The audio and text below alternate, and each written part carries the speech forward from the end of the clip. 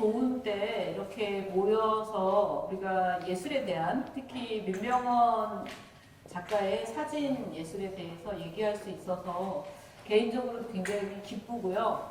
또 오늘 우리가 1시간 반 정도 얘기할 건데 어떤 얘기를 과연 잘 해나갈 수 있을지, 그리고 그게 저는 개인적으로 무엇보다 예술가 자신한테 이 시간이 되게 의미 있었으면 좋겠다는 생각을 가지고 왔고요. 그 다음에 듣는 분들도 여기서 작품을 먼저 보셨지만 우리가 나누는 대화가 여러분에게 특히 민병헌 예술을 이해하고 또 공유하고 또 나아가서는 여러분 스스로의 어떤 예술적인 삶을 위해서 기여할 수 있었으면 좋겠다는 바람을 갖고 있습니다.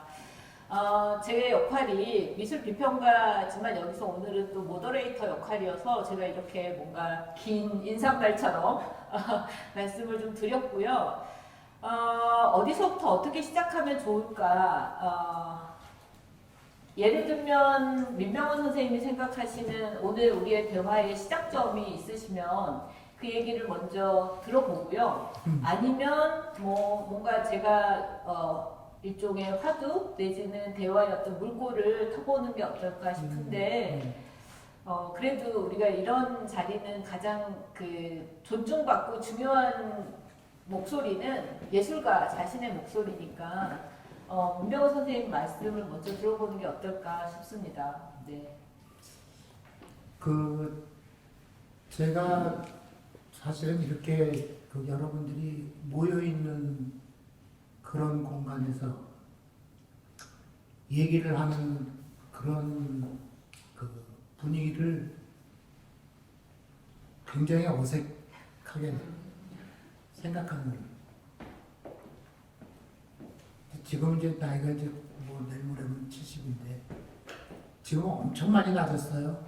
엄청 많이 낮았는데 여기 이제 우리 이 대표님도 계시지만 이 대표님하고는 굉장히 오래전부터 옛날에 어떤 다른 갤러리에서부터 인연이 있었는데 그 당시에는 제가 심지어는 오프닝 이렇게 하는데도 안 나타나고 이제 그랬었던 이제 기억도 드는데 제가 이제 혼자서 얘기를 하는 그런 자리 같으면 여기 이제 개인적으로 제가 좀 아는 분들도 계시지만 제가 하는 얘기는 그냥 맨날 똑같아요. 그냥 똑같고 저는 또 이렇게 체계적으로 이렇게 말을 할 수 있는 그런 훈련을 받지도 않았을 뿐더러 제 성격 자체가 그런 거하고는 너무 멀게 일생을 살아왔기 때문에 제가 이렇게 말을 혼자 하다 보면 이상하게 그냥 좀 옛날식으로 해서 완전 삼천포로 빠지고 점점 목소리가 커지고 나중에는 아주 이상한 분위기가 돼서 그냥 뭔가 놀다가 마는 것 같은 그런 분위기가 돼버리는데 오늘은 이렇게 강 선생님이 계셔가지고 저로서는 아주 천만다행이고 저는 그래서 가급적이면은 오늘은 좀 얘기를 좀 덜 하고 그 다음에 좀 선생님이나 또 오신 분들이나 좀 궁금한 게 또 있고 또 이러시면 그 부분에 대해서는 제가 솔직하게 말씀을 드리는 걸로 그렇게 진행을 하면 어떨까? 네. 네. 사실 선생님과 제가 오늘도 미리 뵙고 아주 짧은 시간 동안 오늘 어떻게 얘기하면 좋을지 말씀을 나누긴 했는데요. 선생님께서는 제가 이렇게 이제 찾아본 선생님의 말씀이라든가, 그러니까 작가 노트 같은 경우에도 말씀을 되게 천천히 그리고 다변이 아니라 적은 분량을 얘기를 하시지만 상당히 의미할 만한 얘기들을 많이 하셨었더라고요. 그리고 사실 그게 이 사진 작품들과 사실 공명하는 부분이 굉장히 많다고 생각을 해요. 그러니까 아티스트 자신이 자기가 생각하고 자기가 행위하는 사진 찍는 그 일련의 과정들이랑 결과물이 상당히 일치하는 작가가 저는 민병헌 작가라는 생각을 좀 하고 있고 또 여담이지만 민병헌 선생님이 언론이나 이런 데서 다뤄지는 맥락을 보면 집이 되게 많이 그 언급이 되더라고요. 그러니까 민병헌 작가의 그 양평 작업실이라든가 지금 군산에 있는 작업실이자 집의 경우가 많이 얘기가 되는데 그것도 사실 저는 민병헌답다라는 생각을 하고 있어요. 뭐냐면 민병헌 선생님은 제가 깊이 있게 안다고 할 수는 없지만 작품보다는 작가를 잘 모릅니다, 사실. 그런데 작품을 봤을 때 우리가 갖게 되는 이 예술가의 어떤 가장 중요한 그 미학적인 가치가 있어요. 에스테릭 밸류라는 게 있는데 그게 되게 이 삶에 일관되게 가치 있다고 생각을 해요. 그러니까 이분이 자기 집을 그 예를 들면 운영하거나 관리하거나 뭐 심미적으로 꾸미는 어떤 태도랑 사진이랑 굉장히 일치하는 부분이 있어서 그리고 오늘 이렇게 입고 오신 옷이나 모습도 저는 그게 굉장히 이게 일맥상통하는 이분한테는 아름다운 게 굉장히 중요하고 그 아름다움은 뭔가 꾸미고 너무 인위적이고 이런 게 아니라 질서가 있어야 하고 그 질서 안에서 어떤 특별한 자기만의 취향, 일종의 냄새, 그리고 삶에 대한 어떤 존중 같은 게 같이 있어야 되는구나라는 생각을 하게 됩니다. 그게 지금 각각의 사진들에도 우리가 하나하나를 봤을 때는 다 다르지만 이 전시장 안에 있는 수십 점의 사진 안에서도 굉장히 공통되게 흐르는 부분 같아요.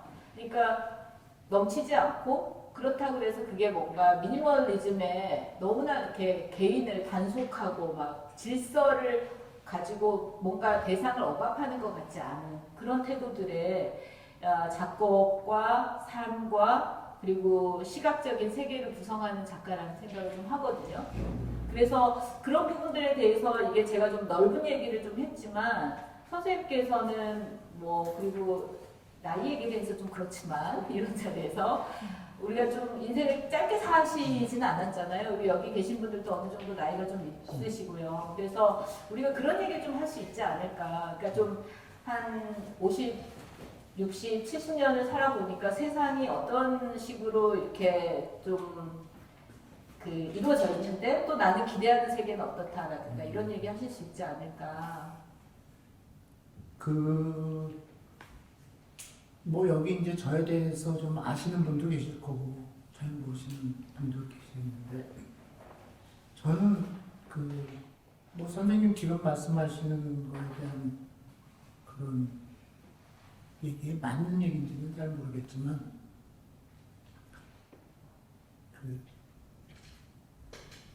뭐 이제는 뭐 좀 전에 말씀드렸듯이 나이가 이 정도 됐으니까 과거에 뭐 저의 그 인생의 그런 어떤 흘러왔던 이런 것들에 대한 뭐 그런 창피한 것도 없죠. 근데 사실은 저는 굉장히 좋게 얘기하면 굉장히 자유롭게 살았다고 할 수 있지만 좀 안 좋게 얘기하면 청소년 시절부터 상당히 좀 뭐라 그럴까요?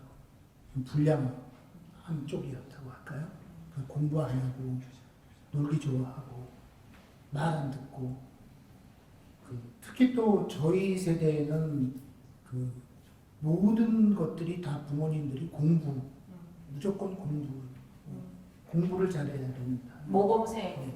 그리고 또 저희 형제들이 또 나름 또 공부를 잘했던 저만 이제 공부를 거의 이제 꼴찌를 기다시피 그렇게 하고 살았는데 그 형제들에 대한 그런 어떤 그 열등감이나 이런 것들이 상당히 컸어요 어렸을 때. 그래서 그 열등감이 이제 반항심으로 바뀐 것 같아요. 그래서 뭐든지 반대를 했죠. 그러니까 뭐 일로 가라 그러면 절로 가라 그러면 뭐 학교에서 뭐 우리 교복 입고 다니던 시절이니까 운동화가 뭐 이런 거 신고 오면 안 된다. 그러면 학교 가서 그때는 또 많이 또 매도 맞았었던 시절인데 엄청나게 혼난다는 것에 대한 두려움이 당연히 있죠.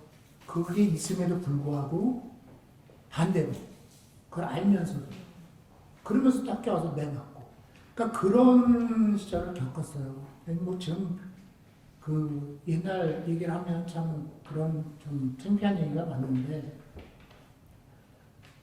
이제 그러다가 사실 그 뭐 아시는 분도 계시겠지만 저는 뭐 공부도 공부지만 또 더더군다나 사진은 뭐 전혀 사진학과 근처에도 가본 적이 없이 정말 진짜 좀 그냥 편하게 얘기하자면 그냥 정말 방황하고 놀다가 정말 우연히 사진이라는 이 작업을 접하게 됐는데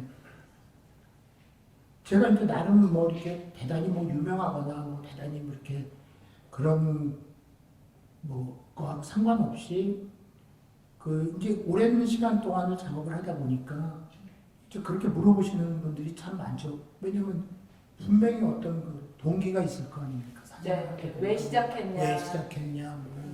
왜냐면 전공을 하지 않았기 그렇죠. 때문에. 근데 그런 질문을 받으면 대답하기가 굉장히 곤란할 정도로 그 동기가 그 없어요. 그러니까 정말 진짜 나 자신이 그런 질문을 받을 때마다 정말 내가 어떻게 시작했지? 라고 생각을 해야 될 정도로 이제 네. 그러니까 정말 이제 우연히 시작했는데 그 우연히 시작한 그 사진 작업이 그 일평생 정말 이렇게 오게 미치도록 좋았죠. 근데 미치도록 좋았었던 그것을 젊었을 때는 그냥 그게 재밌고 좋았었다고만 생각이 들었는데 이게 나이가 들고서 이렇게 과거를 되돌아보니까 그 이유를 알겠더라고요. 왜 사진 작업에 미쳤는지를 알겠더라고요. 그게 뭐냐면 아까 말씀드렸던 그 학교 시절, 청소년 시절, 어렸을 때 시절이 그대로 이어질 수밖에 없는 게 제가 지금 보시다시피 저는 지금 이제 전부 디지털 사진 아닙니까? 네. 근데 저는 이제 옛날 처음에 그 아마추어로 배웠던 그 흑백 필름 그거를 이제 제가 찍고 제가 제 손으로 인화하고 현상하고 하는 그걸 지금도 계속 그 틀을 벗어나지 않고 있는데 지금도 역시 저는 처음에 혼자 시작했듯이 지금도 역시 조수가 없습니다. 저 혼자 그냥 합니다. 그러니까 40년 전에 제가 혼자서 이렇게 약품 타고 하는 거를 지금도 그냥 약품 타고 똑같이 하나도 변한 게 없어요. 그러니까 이제 그게 이 뭐라 그럴까 그 암실이라는 이 네. 공간이 주는 이런 것들에 대한 그 정말 이 미치도록 좋았었던 그게 결국은 내가 그 청소년 시절에 가졌던 그런 열등감, 그 다음에 그런 어떤 반응. 이런 거에 대한 그 도피처였던 것 같아요. 네. 근데 그 도피처가 그 어둡고 그 빨간 불이 그 희미한 그 붉은 불이 하나 켜져 있는 그 암실이라는 그 조용하고 좁은 그 공간이 저를 너무너무 편하게 만들었던 것 같아요. 여긴 내가 이 공간 안에는 아무도 나를 흉보는 사람이 없고 아무도 네가 뭐 공부 못하고 맨날 뭐 망나니짓만 하고 다닌다고 욕하는 사람도 없고 그래서 그 공간이 너무너무 편했어요. 그러니까 이제 그런 것들이 점점 저를 이제 더 혼자 있게 만들고 더 혼자서 그런 게 끌어들인 게 아닌가 하는 그런 생각이 드는데 선생님 말씀하신 거에 맞는 건지는 모르겠는데 사실- 얘기하다 보면 제가 아까 그랬지 한다고 아니, 우리가 다들 그렇죠, 뭐. 그러니까 맥락을 잡아가지만 그 맥락이라는 게 정해진 루트를 가는 게 아니라 새로운 루트를 만들면 그게 맥락 아닌가요? 저는 지금 선생님이 이 말씀을 하실 거라고 뭔가 우리가 서로 합의되어 있는 게 아니었지만 사실 제가 던진 질문에 이렇게 말씀을 해주셔서 굉장히 기쁜 것 중에 하나가 저는 암실이라는, 그러니까 민병헌이라는 사진가 내지는 예술가가 있는데 이 사람한테 키워드로 붙일 만한 게 되게 많더라고요. 근데 그거에 좋은 단어들, 그러니까 우리 일상적으로 썼을 때 좋은 단어도 있고 어떤 단어는 상당히 위험해 보이고 어떤 단어는 굉장히 해석을 많이 해야 되는 단어들도 있어요.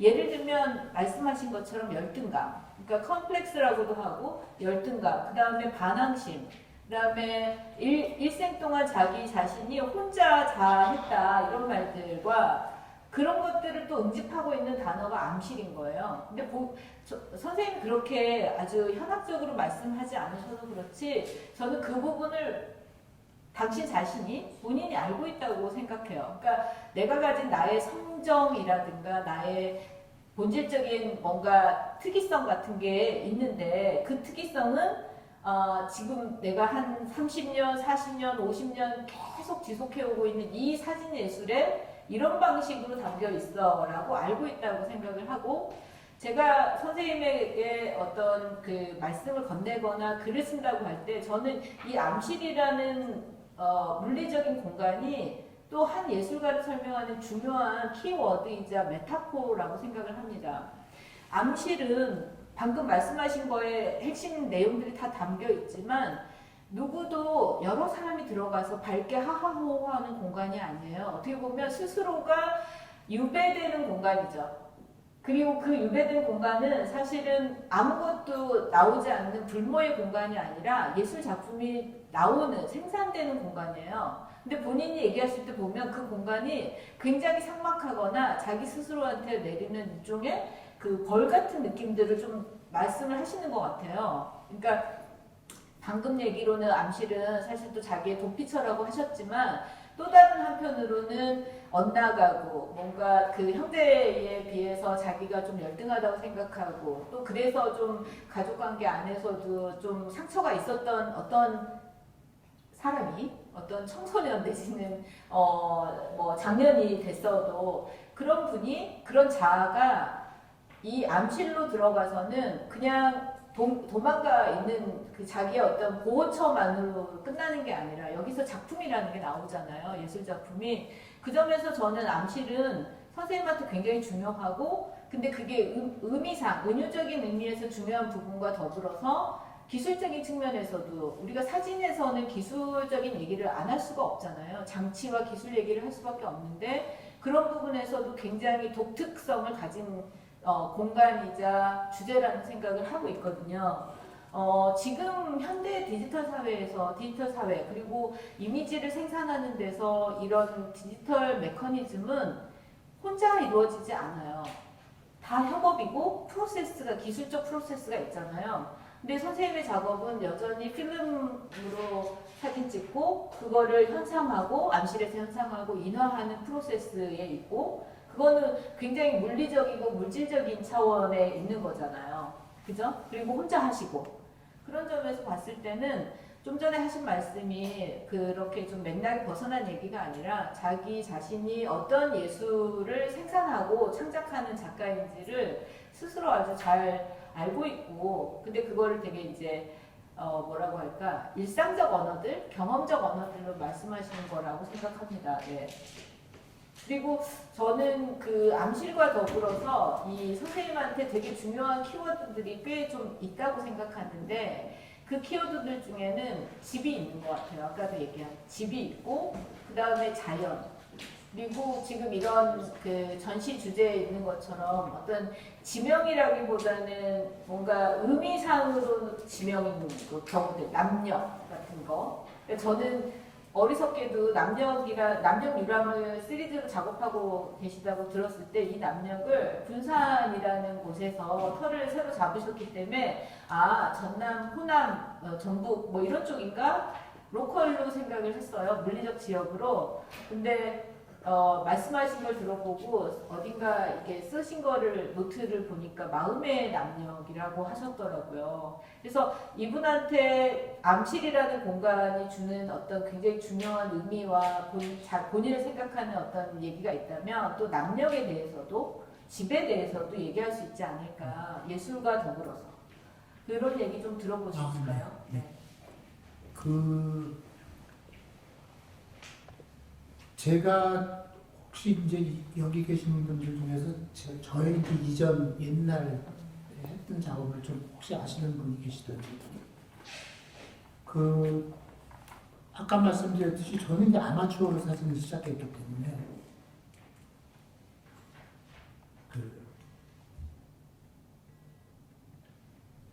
뭐 어디서 뭐를 어떻게 뭐 해야 되는지를 잘 몰랐죠. 근데 이제 그 옛날 뭐 70년대 말 80년대 주로 돌아가 보면 이제 어쨌든 이 사진이라는 게그 어쨌거나 서양에서 들어온 거 아닙니까? 네. 그러면 이제 뭐 미국 사람 찍은 사진, 뭐 유럽 사람 찍은 사진을 이렇게 볼 수밖에 없죠. 근데 이제 특히 이제 그 당시에 미국 사진을 이제 이건 이제 뭐 제가 개인적으로 느낀 거니까 이건 뭐 이게 뭐 이론적으로 맞는지 안 맞는지는 모르겠지만, 근데 보니까 미국 사진들이 보면 굉장히 그 흑백 사진에서는 이제 컨트라스트와 톤이라는 그런 것들을 얘기를 안 할 수가 없는 것 같은데 굉장히 컨트라스트가 강하더란 말입니다. 네. 근데 이제 그 이후에 제가 이제 미국을 가보니까 그 미국의 이제 어떤 어마어마하게 그런 장대한 풍경들, 그 다음에 그 내리쬐는 그 광선의 이 질이 이런 어떤 다른 것들, 그러면서 이제 그 굉장히 컨트라스트가 강하고 이제 아주 웅장하고 이런 것들. 그러니까 저도 당연히 처음에는 아마추어로서 다 따라 해본 거죠. 저도 다 따라 해봤는데 이제 그 암실이라는 공간에서 계속 제가 혼자 작업을 하다 보니까 이제 저 혼자 생각한 거는 사진은 결국 빛이 있으면 나오는 건데 그렇잖아요. 뭐 우리가 어두운 방 안에서도 촛불 하나 켜놓고 노출을 오래 해주면 사진은 이미지는 어차피 나오는 거란 말입니다. 그런데 처음에 아마추어 시절에 배웠을 때, 뭐 요즘은 이제 디지털 시대니까 뭐 그런 말도 안 쓰는 것 같지만, 이제 연세가 좀 드신 분들은 아실 거예요. 옛날엔 그랬죠. 사진 잘 찍으려면 맑은 날 오후 2시에 115분에 저에 팔 놓고 찍으면 사진이 제일 잘 나와. 네. 그래, 그런 얘기를 많이 했단 말입니다. 그러니까 저도 그걸 다 따라하는 거죠. 그러면 뭐 쨍하게 나오니까. 전봇대를 찍으면 무조건 그림자가 강하게 나와야 되는 거예요.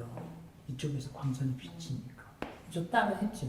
그렇게 암시를 이제 혼자 해보니까 모르겠어요. 이제 그게 저의 이제 어떤 이 안에 들어있는 감정이 또 작용을 했을 수도 있겠지만, 그러면 이게 꼭 사진이 꼭 이래야 이렇게 되나? 컨트라스트가 강해야 돼야 좋은 사진인가라는 이제 그런 좀 의구심이 좀 들었어요. 그래서 이제 그런 데다가 제가 이제 이제 90년대에 좀 이렇게 양평 양수리 쪽으로 이제 작업실을 우연한 기회에 옮기다 보니까 아시다시피 그쪽이 이제 물이 많잖아요. 북한강, 남한강, 그다음에 항상 안개가 끼고 물안개가 끼고.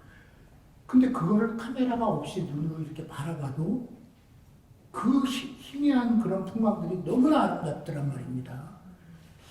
그래서 이런 것들은 내가 저기 미국 사진에서 잘 못 본 그런 어떤 광선들인데, 그래서 이제 그거를 이제 굉장히 집중적으로 이제 혼자서 작업을 했죠. 이제 그러다 보니까 이제 거의 사진을 이제 그 뒤로는 태양이 비칠 때는 찍지를 않았어요.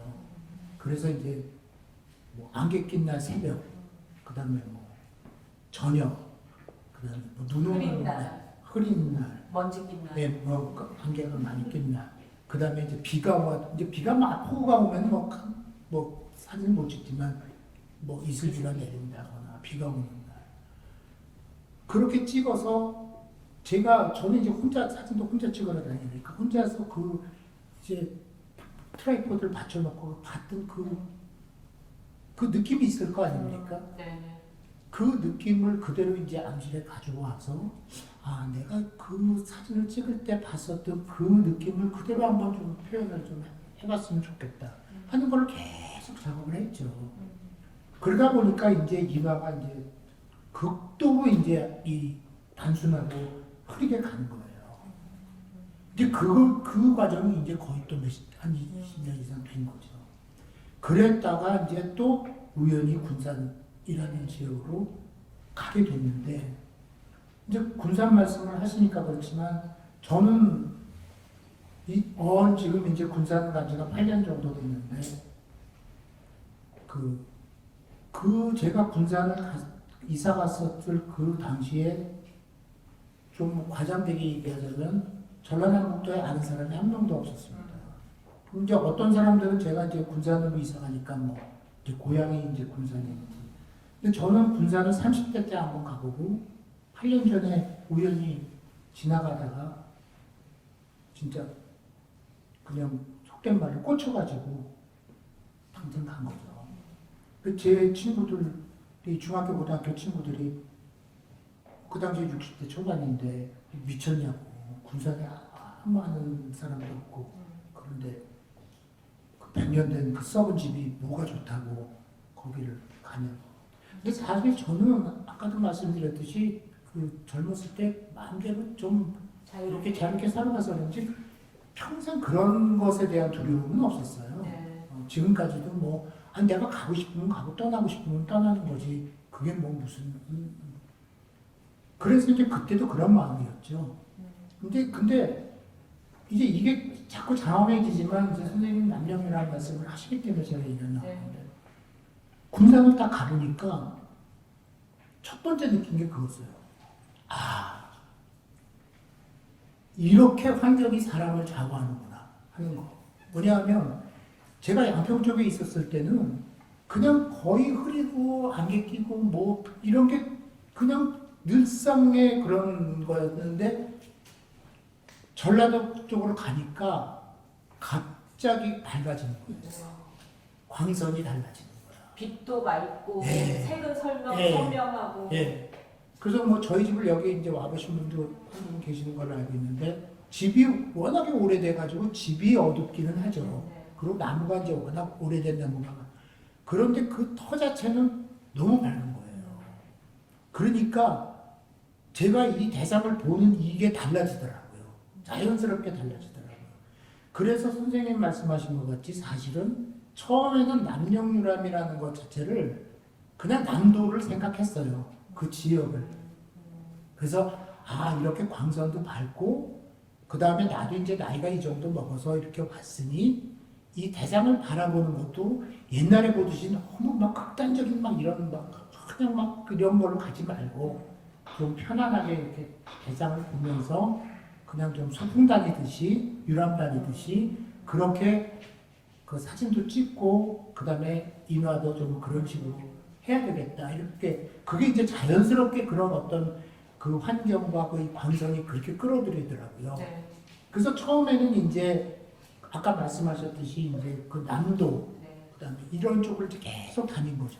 그러니까 다니다 보니까 아 어느 순간 아 이게 남녀캐라는 게 이게 어떤 지역의 문제가 아니구나. 행정 지역의 문제가 아니다. 문제가 아니구나. 이건 결국 내 마음이 그 대상을 바라보는 그 이 눈이 달라졌고 그 생각이 달라졌고 이런 거였었구나라는 거를 이제 어느 순간 느끼게 됐죠. 네. 그래서 이제 그런 표현들이 나온 거. 나오게 된 거 아닌가. 네. 선생님이 지금 말씀하신 그 짧게 말씀하셨지만 사실 저는 이 부분에서 이분법적으로 나눌 수 없다고 생각해요. 그러니까 뭐냐면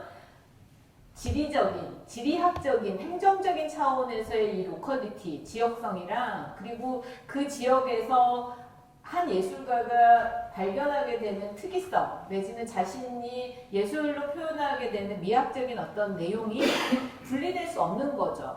지금 선생님은 말씀으로는 이 내용을 다 하셨는데 사실 앞에 거인 줄 알았지만 뒤에 거다 이렇게 말씀하셨잖아요. 잘 들어보시면 근데 사실은 그렇게 앞을 부정하고 뒤를 얘기하신 것 같아요. 그러니까 물리적인 지역성이 아니라 아 그게 내가 이제 봤더니 내 마음에 있는 뭐 남력이었다 이렇게 말씀하시지만 사실은 양평에서 본인이 발견하게 된 이 양평의 지리학적이고 지역적인 특이성들 그러니까 물리적 조건들이 있잖아요. 그러니까 물이 정말 많은 곳이고 그래서 끊임없이 물안개가 피어나고 언제나 좀 축축하게 젖어 있는 그래서 굉장히 블러하다고 흐릿한 사물들의 어떤 전경이 굉장히 흐릿하고 무겁게 가라앉고 이런 것들을 계속 그 작업실의 주변에서 느끼시는 거죠. 신체적으로, 몸으로. 그리고 몸으로 느끼고 시각적으로 그거를 예를 들면 그 암시까지 와서 찾아내고 싶어 하신 게 그때의 시기에 사진들이었다고 생각을 해요. 그렇다면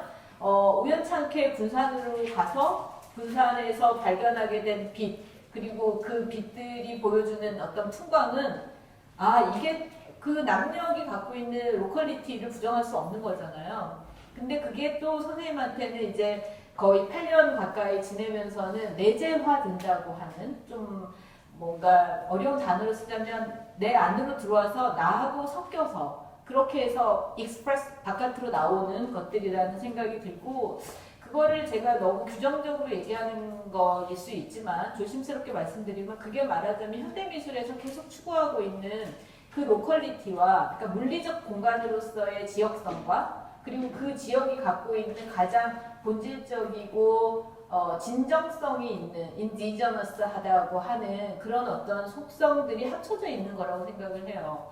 그런 점에서 봤을 때 선생님이 각 시기마다 하게 된 그 연작들의 성격들도 되게 뚜렷하게 등장한다고 나눌 수 있다고 저는 생각합니다. 그러니까 민병헌 했을 때 제가 뭘 자료를 찾아봐도 그렇고 너무나 비슷하게 하는 말들이 있어요. 너무 많은 선생님의 사진 예술에 대해서 일종의 정의를 내리는 말들이 비슷한 것들이 있는 거예요. 뭐 흐릿한 풍경 속에서 아니면 동양적인 시선에서 뭐에 가까운 어떤 사진 예술에서 뭐 그런 얘기. 근데 그런 얘기가 틀렸다고 생각하진 않지만 저는 그런 표현들은 굉장히 진부한 얘기를 또 하고 있다고 생각을 합니다. 그리고 어떻게 보면 민병헌이라는 예술가가 하고 있는 사진은 그 싱귤러리티, 단독성이 있는데 자꾸 그 우리가 익숙하게 알고 있는 심미적인 기준에다가 그걸 대입해서 보라고 하는 어떻게 보면 좀 그 억압적인 표현들이라고 생각해요.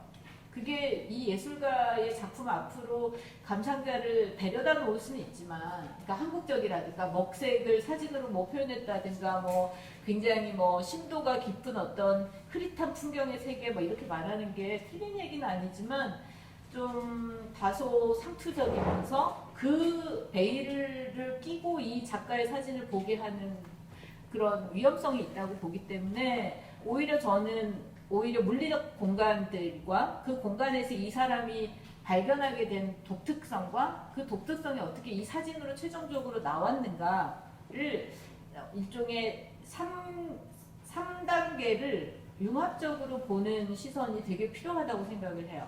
그리고 그것이 저는 뭐 연구하는 사람이 학자니까 자꾸 이걸 분석하는 거지만 감상자 입장에선 그거를 통합적으로 저는 느낀다고 생각합니다. 그래서 이 전시도 오늘 저도 사실은 미리 와본 전시가 아니라 뭐 먼저 와가지고 좀 보고 그랬어야 되겠지만 오늘 왔어요. 오늘 와서 오늘 바로 몇 분 앉아 계시는데 들어와서 확 보게 되면서 강하게 느끼게 되는 게 있는 거예요. 이거는 민병헌의 사진으로서 갖고 있는 가장 중요한 미학을 확 하고 느끼게 되는 게 있는 거죠. 이 공간 안에서 이 사진들로. 근데 그게 바로 이 사진이 갖고 있는 지역성.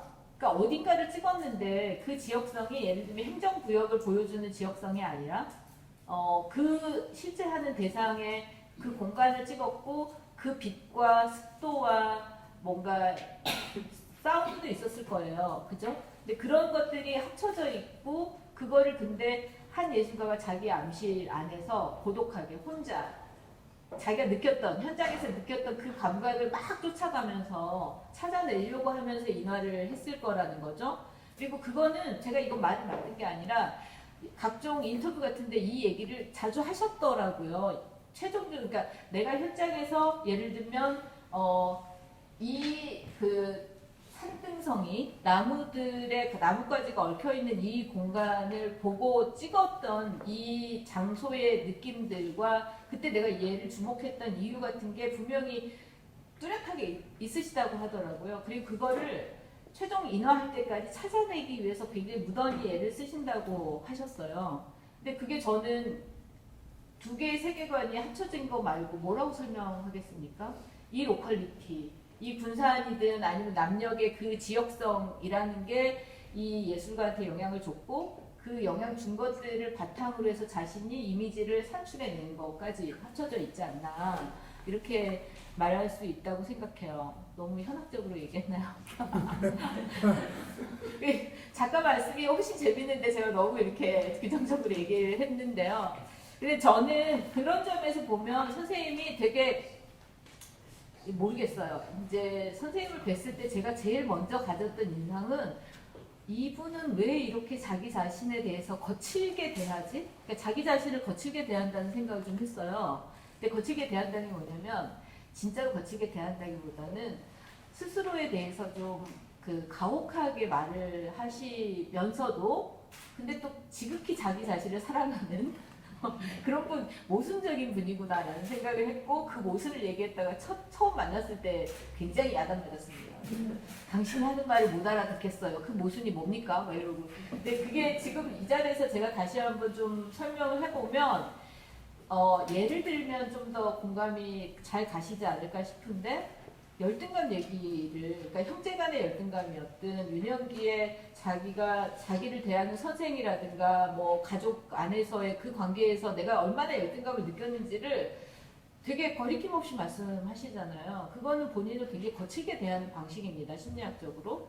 그리고 그것만이 아니에요. 집착도 되게 심했고 그리고 나는 되게 자유로운 영혼이라고 좋게 말하지만 나는 진짜 막무가내였고 막 이런 얘기를 막 하시잖아요. 근데 이렇게 꽤 연세가 있고 또 예술 분야에서 어느 정도 성공한 사람이 이런 얘기를 하기는 쉽지 않아요. 그런 얘기 안 해도 충분히 많은 얘기를 할 수 있으니까. 근데 그 얘기를 자꾸 하시더라고요. 그런데 사진 작품의 최종적인 결과물도 그렇고 이분의 집에 놓여있는 작은 사물 하나도 그렇고 허투루 되는 게 없어요. 그게 모순을 이루는 거예요. 그러니까 지극히 자기를 거칠게 대하고 남한테 자기를 보여주는 어떤 그 말의 방식은 뭔가 험불한데 겸손은 아닌 것 같고요. 그죠? 네. 그런데 그게 최종적으로 예술작품으로 보여지거나 아니면 자기를 둘러싸고 있는 세계를 누군가한테 공유하는 방식으로 보면 지극히 세련되고 너무나 정교하고 그리고 마름이 잘 돼 있는 걸 볼 수 있었어요. 그래서 이게 모순이라고 저는 생각을 하고 모순은 근데 꼭 나쁜 얘기도 아니지만 뭔가 평가의 의미도 좀 아닙니다. 본질적인 거죠. 어떻게 보면 민병헌이라는 예술가를 이루고 있는 가장 중요한 속성 중에 모순이라는 게 있고 그리고 어쩌면 우리는 그 모순을 그러니까 대부분의 감상자분들이 아티스트를 직접적으로 알 수 없잖아요. 우리가 만나게 되는 건 최종적인 예술 작품인데 그 작품들에서 민병헌 작가가 갖고 있는 어떤 개인적 기질 같은 거를 어떻게 느끼냐라고 했을 때 느끼기 어렵다고 말하는 게 훨씬 합리적인 대답이겠지만 그러나 분명히 어떤 긴장 같은 걸 느끼는 거예요. 민병헌 사진에서 우리는. 그 긴장은 좋은 긴장인데 뭐냐면 많은 시각예술 작품들이 갖고 있는 그 느슨함 내지는 뭔가 뭐 즐길만 하거나 아니면 뭔가 이런 특성들이 있어서 딱 알아보거나 뭐 그런 시각적 즐거움이 끝난다면 이 사진가의 작품에서는 뭔지 정확하게 규정하기 어렵지만 텐션이 있는 거예요. 그 텐션이 어떤 작품에는 정교함으로 등장하고 어떤 작품에는 아까 말씀하신 톤들이 너무나 섬세하게 쪼개져 나간 걸로 보이고 또 어떤 경우에는 거의 대상을 말하자면 인지하지 못할 정도로 강하게 이렇게 밀어붙이는 것 같은 그런 것들 그리고 저쪽에 있는 작품 같은 경우는 이유는 알 수 없지만 저 연못 찍은 거죠. 수련을 찍은 저 작품 같은 경우는 여러분들이 느끼시기에 어떨지 모르지만 제가 감히 좀 단정을 해보면 저 사진에서 느끼는 감수성이나 온도나 친밀성은 이 작품에서 느끼는 거하고 전혀 다른 것들이에요. 근데 저거에도 텐션이 있는 겁니다. 긴장이. 그리고 이 사진에도 긴장이 있는 거죠. 그러니까 말하자면 두 개의 속성이 다른 긴장이 있는데 그게 바로 선생님이 갖고 있는 자기를 되게 가혹하게 대하거나 좀 평가절하하는 것 같은 거친 태도와 그러나 나는 아름다운 것들을 좋아하고 보고야 말겠으며 다른 사람들이 좋다고 하는 것대로 그대로 가지는 않을 거야 라는 어떤 태도들과 결부돼서 나오는 아이러니의 미학이라는 생각을 하게 되는 거죠. 네. 그리고 이제 선생님이 제가 사실 저는 오늘 이 다른 데서도 다른 작가들하고 아티스트 톡을 할 때도 마찬가지인데 저는 막 그 미리 뭔가 질문을 하고 막 인터뷰어로서 뭐 이런 게 별로 없어요. 그래서 오늘도 사실은 느슨하게 제가 그냥 그 머릿속에 떠오르고 이런 얘기 같이 하면 좋겠다 하고 한 것들이 좀 나와 있긴 하지만 그러려고 하면서 선생님이 무슨 말들을 좀 이제까지 한 4, 50년간 해오셨나 이렇게 찾아봤더니 어떻게 들으실지 모르지만 생각보다 말씀을 너무 멋지게 하시더라고요. 네, 굉장히 시적인 표현들도 많이 쓰시고 그리고 책을 안 읽으신다고 하는데 사실 책을 읽어서 이런 말이 나오는 건 아니겠지만 그렇다고 책을 안 읽은 것 같지도 않는데 하는 문학적 표현들도 꽤 많았어요. 그래요? 네, 네. 실제로. 근데 가보시면 알지만 책이 진짜 한 권도 없더라고요. 아니, 책뿐이 아니에요. 활자 있는 것들은 다 그냥 LP판만 활자가 있더라고요. 그런데 제가 이렇게 좀 오늘 여러분들하고 같이 음미해보고 싶어서 가져온 인용구들이 좀 있어요.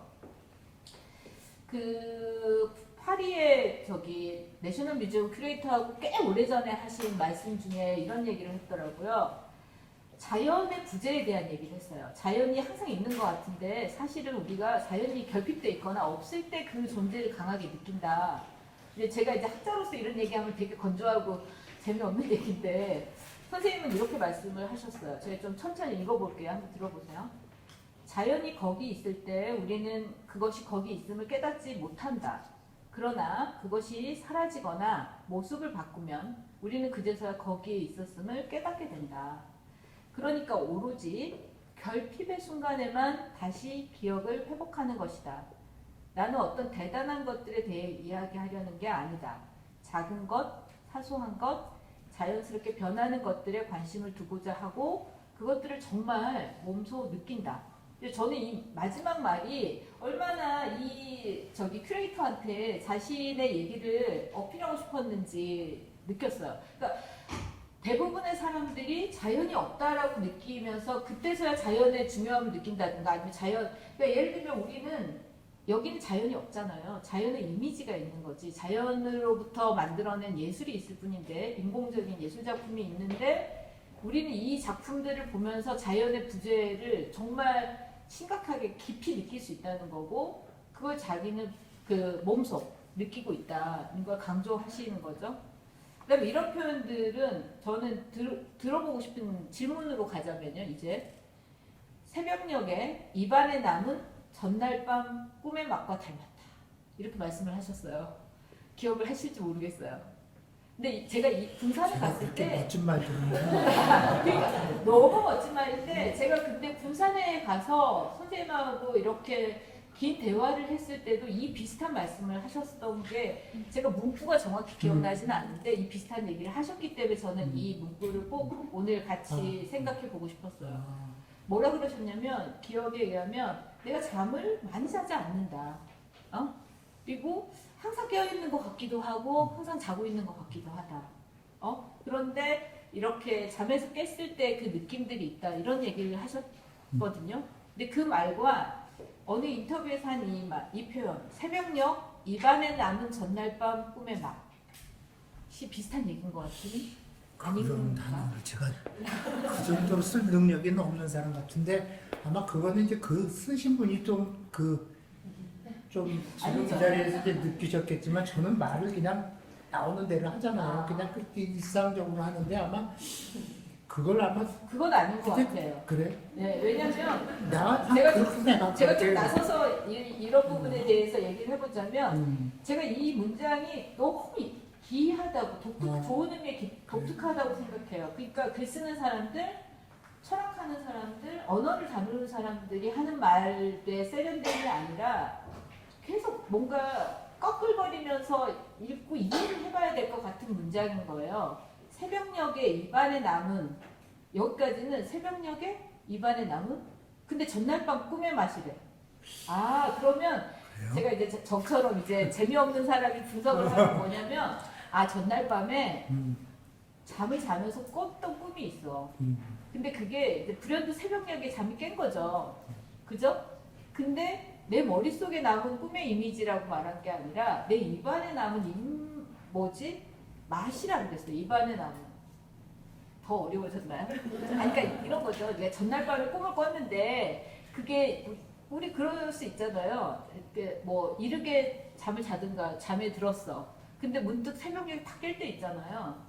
깼을 때 바로 직전에 머릿속에서 꿨던 꿈이 이미지네이션 될 수 있잖아요. 그럼 되게 자연스러운 표현하고 합리적인 생각인데 이게 입안에서 남아있는 어떤 미감처럼 얘기했으니까 되게 이상한 거잖아요. 아닌 거예요? 몰라. 내가 술이 너무 취해갖고 너무 똑똑해졌어. 그럴 수도 있어요. 그럴 수도 있는데 그리고 술에 마실까요? 아니 지금 말씀하신 게 네.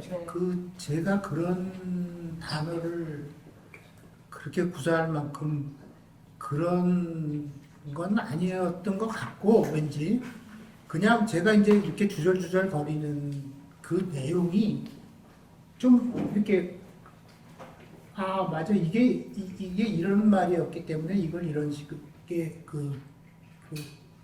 글이 나왔구나라는 거는 이해가 되네요. 왜냐면 제가 직접 무슨 이렇게 막 그렇게 딱 그 단어는 안 썼더라도 그 단어는 안 썼더라도 이제 막 이렇게 하는 과정의 그 느낌이 네네. 이제 그렇게 이제 글로써 됐다라는 거는 이해가 되죠. 그러니까 그러니까 선생님의 이제 무슨 말인지는 알겠어. 근데 저 자신이 평소에 이렇게 그게 어떤 사람을 만나던 그게 서양의 누가 됐던 어떤 사람이 됐던 제가 말하는 그런 방법은 사실은 좀 그렇게 표현은 좀 안 하고 살았는데 이제 그 내용은 맞아요. 그게 맞는 것 같아요. 그러니까 이제 꿈이나 이제 이런 어떤 이런 대상을 보는 이런 그런 거에 대한 거는 무슨 말씀인지는 알 것 같은데. 네. 저도 그래서 이게 인터뷰어가 만든 말이 아니라고 확신할 수 있는 게 제가 들었던 선생님이 표현하고 싶었던 밤의 문화, 밤의 느낌.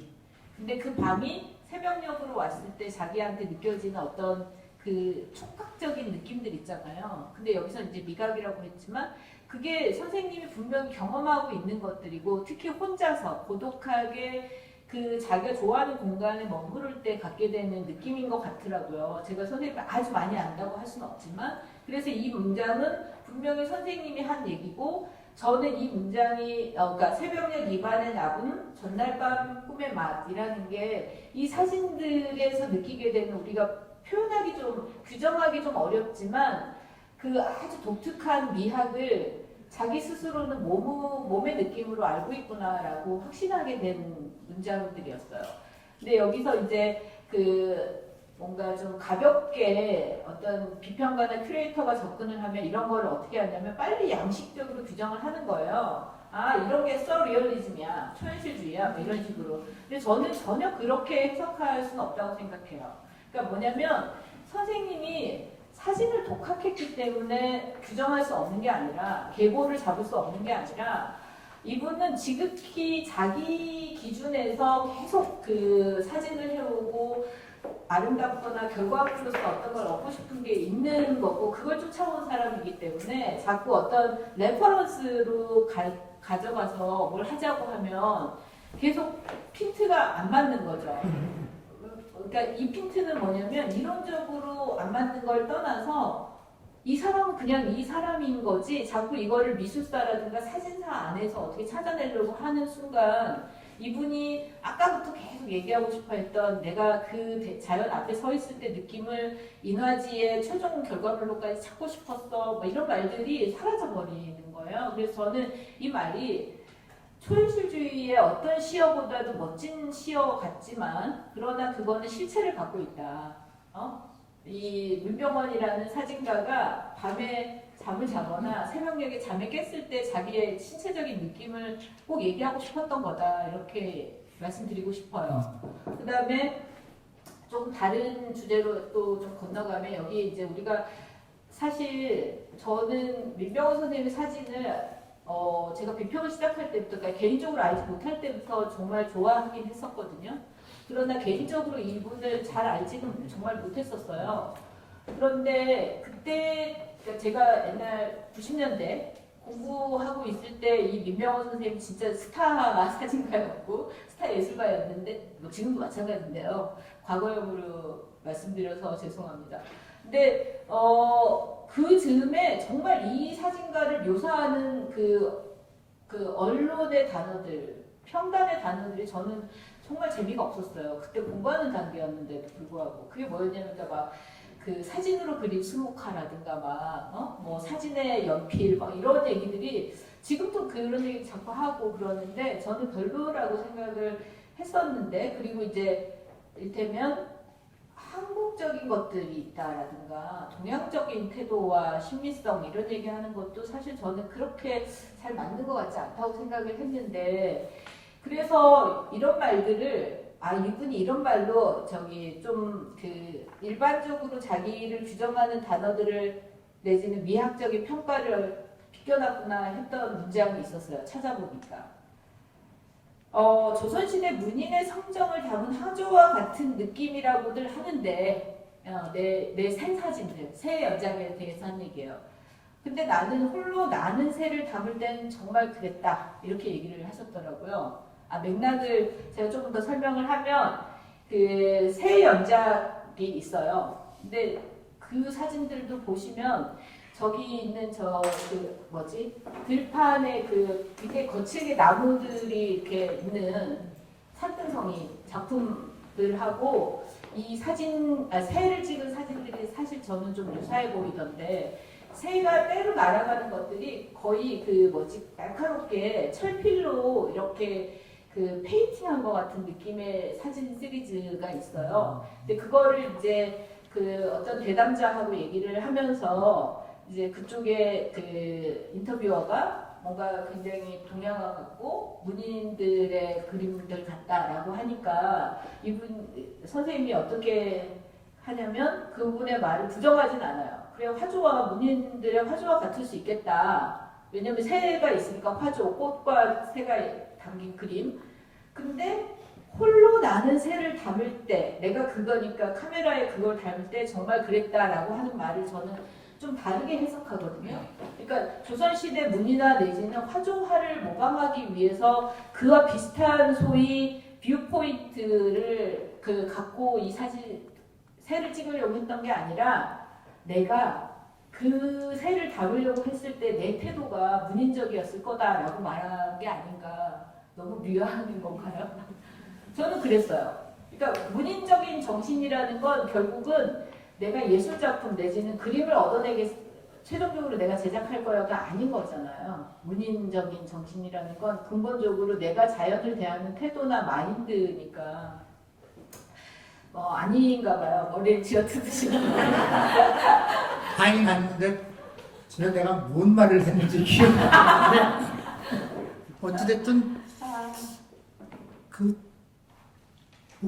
참 감사한 말씀인데 저거 그렇게 유식한 얘기를 그렇게 평소에 할 수 있는 사람이 아닌데 어떻게 그런 글들이 나왔는지 잘 모르긴 하겠는데 아까 말씀드렸듯이 그렇겠죠. 이제 이렇게 되는 대로 막 이렇게 얘기하는 그런 것들이 또 듣는 분들은 또 이제 정확하게 또 그 와중에서 뭔가를 이렇게 또 떠올리고 그런 게 당연히 있으실 테니까 그래서 이제 그런 글들이 나온 거 아닌가 그런 생각이 드는데 그럼 질문을 좀 너무 바꿔볼까요? 감사하다. 아니 근데 저는 그렇게 이제 선생님의 작업을 규정하는 거라든가 그 작품에 느껴지는 어떤 이미 우리가 아는 미술사적이거나 아니면은 시각예술의 어떤 스타일들과 결부시켜서 해석하는 게 꼭 나쁜 건 아니지만 너무 이제 규정하거나 매일 작품과 나 사이에 베일을 씌우고 있기 때문에 그런 걸 될 수 있으면 새롭게 하는 게 더 좋다는 입장인데 저는 이 말씀을 어떻게 다르게 질문을 던져볼 수 있냐면 나의 예술가적 태도가 뭐냐. 그러니까 이거는 이제 선생님이 말씀을 해주시면 좋겠는 부분인데 이걸 꼭 미술사라든가 사진사 안에서 어떤 모델과 더불어서 얘기하실 거는 아닌 것 같고, 네. 우선 조금 전에 말씀하신 부분 중에 제가 90년대에 스타였다 하는 거는 저는 옛날에도 그런 적이 없었고 지금도 그렇다고 전혀 생각하지 않고요. 그거는 정말로 잘난 척이 아니라 진심으로 그렇게 생각하고 있고 모르겠어요. 아까 처음에 열등감이라는 말이 자꾸 또 나와서 좀 죄송하긴 하지만 사실은 지금은 이제 그런 건 많이 없어졌죠. 나이가 지금 몇이에요. 근데 이제 어쨌든 작업하는 과정이 계속 그런 거에 연속이었던 것만은 사실이어서 아까 어렸을 적 얘기도 했지만 또 제가 사진을 한참 그냥 빠져가지고 열심히 하던 시절이 80년대 중반이었잖아요. 처음에 이제 하여튼 80년대 초나 70년대 말에 아마추어로 시작을 했다가 근데 그 당시에 이제 우리나라의 사진의 상황이 소위 말하는 이제 유학파 그러니까 네. 공부를 많이 하고 들어온 사진에 그러니까 우리 전 세대 분들은 사진을 전공을 하신 분들이 없죠. 그냥 할 수도 없었죠. 사진학과라는 게 없었으니까. 근데 이제 우리 세대, 이제 저보다 나이가 이제 한두 살 많거나 한두 살 어리거나 이런 분들이 이제 미국에 나가서 공부를 하고 네. 또 들어와서 어떤 굉장히 또 대우도 잘 받고 네. 그다음에 어떤 사진의 새로운 그걸 뭐라고 그러니까 예술 사진. 새로운 조류라고 할까? 이제 그랬을 때 겪었던 또 하나의 이제 새로운 열등감 이제 그런 것들이 또 엄청나게 컸었던 시절이 또 있었는데 뭐 지금은 이제 이미 그런 것들은 이제 어느 정도 극복을 했지만 어쨌든 저는 제가 그게 스타라는 표현이 됐던 혹은 너 잘 나간다라는 표현이 됐던 간에 저 스스로는 사실은 그런 것들은 크게 생각해 본 적이 없고 이제 그래서 좀 전에 선생님의 예술가로서의 태도? 저는 이제 아까 책 말씀을 하셨지만 한편으로 생각하면 이렇게 좀 창피한 얘기가 될 수도 있지만 저는 제가 책을 안 본다는 것에 대해서 일생을 살면서 누구한테 단 한 번도 좀 창피하다는 생각을 가져본 적이 없어요. 솔직한. 왜냐하면 저는 공부는 안 했지만 정말 이 문자를 본다는 것 같이 힘든 게 없더라고요. 특히 다른 사람이 쓴 글, 보는 것 같이 인생에서 제가 정말 힘든 아주 것 중에 하나인데 그걸 남들이 무식하다고 해도 상관없고 어떻게 해도 전혀 저는 그런 것에 대해서는 상관도 없고 개의치 않는데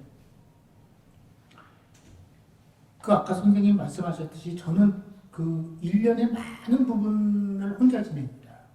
혼자서 지내죠. 근데 대부분 보면 혼자서 지내는 시간이 많은 사람일수록 책을 많이 보더라고요. 왜냐면 그렇게 되잖아요. 책을 많이 보게 되죠. 근데 저는 혼자서 지내는 시간의 대부분이 그냥 있는 거예요. 그냥. 근데 그냥이 있다는 게 사람이 그냥 있다고 해서 머릿속에 그냥 아무것도 안 들을 수는 없잖아요. 근데 저는 그냥 있는 시간이 책을 읽는 게 아니라 그냥 온갖 공상인 거죠. 공상인 거죠. 그러니까 저는 이 머릿속에 드는 제가 그러니까 이 공상이란 거는 제가 뭐를 생각하고 싶다고 해서 드는 게 아니라 온갖 자연적으로 이런 생각이 들었다가 저런 생각이 들었다가 이런 생각이 별 생각이 다 드는 거죠. 근데 저는 가만히 앉아 있으면서 드는 머릿속의 공상이 너무 행복했어요. 그러니까 온갖 그 다른 사람들은 그러더라고요. 왜 내가 못 갖고 있는 지식이나 뭐 이런 것들을 책에서 이렇게 얻고 이제. 근데 저는 가만히 앉아 있으면서 내가 생각지도 않았지만 이렇게 들어오는 이 머릿속에 들어오는 그런 것들, 그런 것들에 대한 이게 너무 강하고 정말 포화 상태야 정말. 그러니까 저 혼자 생각할 때는 제가 이런 표현을 써서 좀 죄송합니다. 나는 내 머릿속에 들어있는 것만 해도 정말 대가리가 깨져서 죽을 지경인데 내가 거기서 책까지 읽는단 말이냐. 라는 이런 생각. 네? 정말 미칠 것 같아. 그냥 정말 가만히만 앉아있어도 정말 머리가 깨질 것 같아서 미치겠는데 거기다 그것까지 집어넣을 그게 없는 거죠. 그 다음에 또 하나는 잠자는 거에 대한 그 꿈에 대한 건데 저는 잠자는 시간, 이제 아까 선생님이 잠자는 시간이 그러니까 전체적으로 보면 잠자는 시간이 적다고 할 수도 있는데 저는 사실 무지하게 오래 잡니다. 혼자 있으면서 할 일도 없는데 뭐 잠이나 자는 거죠. 술 먹고. 근데 잠자는 시간이 길 뿐이지 거의 대부분 잠을 깊게 못 자요. 그게 제가 사실은 살면서 제일 힘든 부분 중에 하나예요. 좀 잠을 깊게 잤으면 좋겠는데 너무너무 잠을 깊게 자는 게 힘들어요. 그러니까 잠자는 시간이 무지무지하게 긴데도 딱 눈을 감으면 눈을 뜰 때까지 그냥 꿈이에요. 이 밤새도록 이 꿈 때문에 시달려가지고 아무리 잠을 오래 자도 그 잠이 잔 것 같지가 않단 말입니다. 그래서 그게 너무 힘든데 한편으로는 너무 좋아요. 그러니까 몸은 힘들어도 꿈이라는 게 그렇지 않습니까? 이 온갖 경험을 다 하는 거야. 진짜 이 뭐 상상할 수 없는 이런 모든 경험을 꿈속에서 다 하잖아요.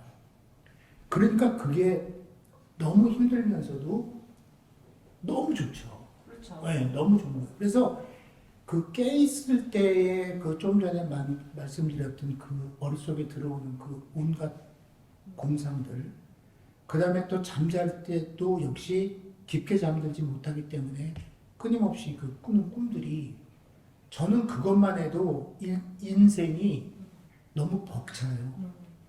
그래서 책까지 거기다가 그 너무 이 독선적인 얘기인지는 모르지만 다른 사람이 생각한 글까지 제가 네. 거기에다가 끌어넣기에는 그거는 도저히 제가 감당할 수 없는. 그래서 그 제가 뭐 책을 가까이 안 한다는 것을 누가 흉을 보더라도 개의치 않는다. 왜 개의치 않는다. 예술가적 태도를 여쭤봤더니 이제 책을 안 읽는 거에 대한 근데 제가 농담 삼아서 이렇게 요약했지만 지금 굉장히 중요한 말씀을 해주셨는데 그래서 사실 저는 선생님하고 처음 만났을 때 5시간을 계속 얘기를 할 수밖에 없었어요. 그러니까 뭐냐면 선생님 저는 그렇게 느끼지 않으시겠지만 저는 되게 선생님하고 비슷한 유형의 뭔가 사람인 것 같은데 굉장히 또 책과 지식과 학문적으로 이렇게 정형돼 있는 인간인 거예요. 그러니까 이렇게 말씀드릴 수 있을 것 같아요. 선생님이 제가 예술가로서 어떤 태도를 갖고 계시냐라고 질문을 던졌을 때 말씀하신 내용에 내가 여기 그냥 앉아 있어도 세계가 나한테 끊임없이 들어오고 그 세계하고 그러니까 얘기를 할 수밖에 없고 관계를 맺게 된다라는 거. 그걸 이제 철학에서는 이제 현상학적인 관계성이라고 하는데 저는 그래서 선생님이 지금 이런 사진 작업을 할 수 있다고 생각을 해요. 뭐냐면 내가 자아로 똘똘 뭉쳐져서 세상을 뱉어내고 있는 자세가 아니라 끊임없이 세계가 내 안으로 들어오게 하는 거. 그리고 그 들어온 세계와 나 자신이 이렇게 만나는 상황들 있잖아요. 그게 이제 현상학적인 어떤 순간이자 경험의 내용인데 그게 말하자면 이미지로 딱 이렇게 나오는 게 아니라 이제 그게 계속 이제 선생님을 이루고 있는 하루하루 시간인데 그것들이 이제 진짜로 이제 카메라를 들고 나가면 거기서 내가 보고자 하는 어떤 자연이 있는 거죠. 그런 측면에서 일단 예술가적 태도라고 할 수 있고 그게 책하고 연결되는 부분은 저는 그렇게 생각해요. 선생님이 이건 원인과 결과가 뒤집어진 건데, 그러니까 본인이 갖고 있는 이미지의 세계가 너무나 풍부하고 그리고 즉자적인 거예요. 대상과 나의 관계가 굉장히 리터럴하게 이루어지니까 거기에 이제 언어라는 게 틈으로 들어올 여지가 별로 없는 거죠. 그런 게 이제 한번 설명이 된다면 뒤집으면 자꾸 그런 식으로 감각을 훈련해 왔기 때문에 수십 년간 거기에 언어를 자꾸 뭔가 얘기한다는 건 굉장히 불필요하거나 군더더기거나 아니면 소음처럼 들리는 거죠. 근데 그런 것 같아요. 그렇게 이제 저는 분석해 볼 수 있을 것 같고, 이제 별도의 얘기지만, 이 주제 안에서 별도의 얘기지만, 저는 선생님한테서 그 자신의 작품에 대해서 쓴 글들도 안 읽는다, 평론도 안 읽는다 라는 얘기를 듣고서 제가 굉장히 화를 냈습니다. 왜냐하면 제가 글 쓰는 사람이기도 하지만 비평가의 첫 번째 독자는 사실은 예술가 자신이거든요. 근데 그 예술가가 읽지 않는다? 근데 그 얘기를 이렇게 당당하게 하신다? 그래서 저는 좀 화를 냈었어요. 그러니까 그 첫 번째 독자가 사라지는 상태에서 그 쓰기가 어떻게 이루어지고 왜 쓰겠냐. 근데 저 여전히 그 생각을 갖고 있긴 하지만 그러시겠죠. 그러니까 우리는 이제 계속 평행선을 달려야 되는 것 같아요. 그러시겠죠. 이 세계와 그럼에도 불구하고 이 세계가 같이 가는 거죠. 그리고 그러니까 저는 대화가 되게 재미있는 것 같긴 해요. 처음 만났을 때부터 정말 시간 가는 줄을 모르고 서울에 와야 되는데 긴 얘기를 했고 또 저도 즐거웠고 선생님도 꽤 재밌었다고 저는 후일담으로 들었습니다만 사실 그렇게 가장 비언어적이고 신체적인 상태를 존중하면서 이끌어왔던 수십 년의 예술가와 자꾸 그거를 언어화하거나 언어가 갖고 있는 어떤 그 표현력을 굉장히 저는 또 긍정하는 사람으로서 계속 해온 것들이 있는 거고 그 두 개가 이제 같이 가는 거죠. 근데 서로가 외로울 것 같아요. 왜냐면 글을 썼는데 안 읽고 그리고 작업을 했는데 그거에 대해서 말하지 말라 그러고 뭐 이러는 것 같은. 다만 이제 좀 이 자리 같은 경우가 저는 참 재밌다고 생각하는 건 굉장히 열심히 들으시잖아요. 이런 얘기를. 그리고 듣는 것뿐만 아니라 그거에 대해서 언어로서 반응하시잖아요. 아니 근데 극단적인 예술가들 중에는 그런 경우들이 있거든요. 책도 엄청 읽고 뭐 엄청 글도 잘 쓴다고 자기를 내세우지만 결과적으로는 언어로는 얘기를 전혀 안 하는 예술가들도 꽤 많아요. 근데 선생님은 보면 끊임없이 이제 얘기를 하시잖아요. 근데 그거를 제 생각에는 자기를 납득시키기 위해서 하는 얘기는 아닌 것 같아요. 자기를 듣는 사람들한테 아니면 작품의 감상자들한테 이해시키거나 납득시키게 하는 얘기라기보다는 자기 세계가 이렇게 있어서 그 세계를 그냥 바깥으로 꺼내는 것들인 거죠. 그리고 아까 공상이라든가 이렇게 말씀하셨지만 저는 거기에는 공상은 별로 들어가지 않는 것 같아요. 저도 그렇게 뭔가 사물을 들여다보고 그 사물의 질감이라든가 느낌이라든가 어떻게 보면은 아름다움 같은 걸 끊임없이 이렇게 느끼고 싶어하는 사람이에요. 근데 그거를 언어화하는 경우라면 선생님은 그거를 시각화하는 거라고 보거든요. 근데 그런 측면에서 되게 이제 프로덕티브한 사람들인 거죠. 어떻게 보면. 그래서 그때 군산에서 작업실에서 거의 마지막 대화에서도 제가 그 얘기를 한 것 같고 선생님이 사실은 그걸 굉장히 강조하고 싶으셨던 것 같은데 난 절대 게으르지 않다.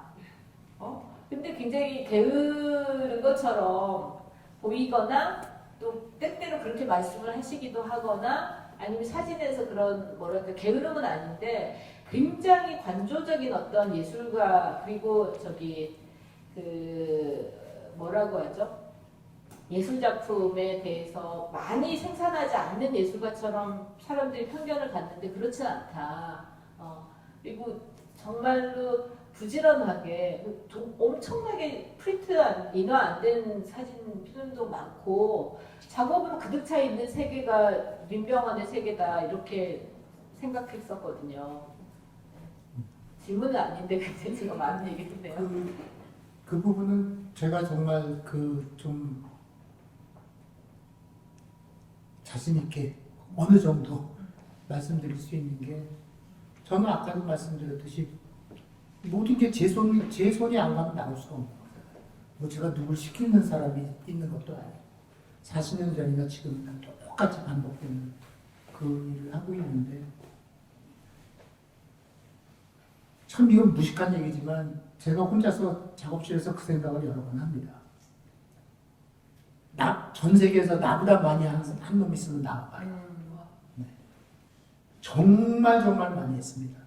정말 좀 과장하자면 제가 쓴 사진 인화지나 이거 다 합하면 아마 빌딩을 몇 개 줬을 거예요. 네. 정말 무식하게 정말 작업했습니다. 근데 밖에 나가면 다 노는 사람으로 하는 거예요. 그리고 실제로 놀죠. 하루 종일 놀아요. 그냥 저는 나가. 근데 뭐 제 손으로 안 하면 다시 사진 한 점이라도 나오겠습니까? 근데 제가 여지껏 뭐 사진에서 뭐 진짜 뭐 이런 말씀 드렸죠. 돈 별로 벌어본 적이 없는데 남들은 또 부러워하는 사람도 있더라고요. 왜냐면 사진이라는 장르가 사실은 그 미술에서 좀 그치 좀 이제 약간 이제 그런 분명히 이제 그런 또 저런 것도 있지만 어쨌든 간에 사실 저는 그런 거에 대한 반신도 많았어요. 좀 딴 얘기일지 모르지만 그 제가 이 스트레이트 사진 이게 전부 스트레이트 요즘은 스트레이트 사진이라는 말 자체도 뭐 지금 쓰진 않는 시절이지만 그러니까 옛날에 제가 사진을 처음 시작했을 때 사진의 본질이라고 했던 거 그 지금은 사진의 본질이 뭡니까? 지금 뭐 전부 다 컴퓨터 갖고 하는데 근데 옛날에 제가 사진을 처음 배웠을 때 사진의 본질은 사진은 사실이라는 거거든요. 리얼리티. 그러니까 그림은 그리는 거지만 사진은 있는 대상을 그대로 찍어서 있는 걸 그대로 재현해주는 그 리얼리티라는 거였거든요. 근데 저는 그 리얼리티가 너무 좋았어요. 아, 내가 사물을 이렇게 봐서 이렇게 재현하는구나 하는 거. 근데 그 재현이라는 게 그냥 말이 재현이지 나만이 보여줄 수 있는 재현이었으면 좋겠다는 거였죠.